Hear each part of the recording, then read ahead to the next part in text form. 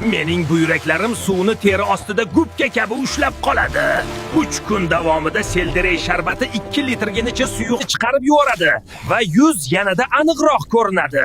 Yuz shishadi. Sen esa uni yog' deb o'ylaysan. Selder va bodringni ertalab soat 8 gacha iste'mol qil. Sening estrogen darajang normadan 71% past. Shuning uchun kayfiyat o'zgaradi va qorin yog'i ketmaydi. 7 kun davomida avokado va ismaloq ye. 2 kunda 6 kilogrammgacha tashlaysan.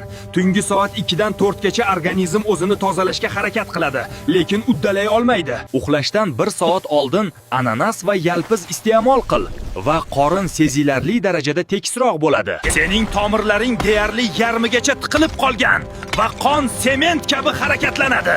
Ertalab och qoringa 7 kun davomida lavlagi va zanjabil iste'mol qil. Na dorilar, na operatsiyalar, na qimmat shifokorlar sog'lig'ingni tiklay olmaydi. Men faqat to'g'ri ovqatlanish yordam beradi. Shuning uchun obuna bo'lishni unutmang.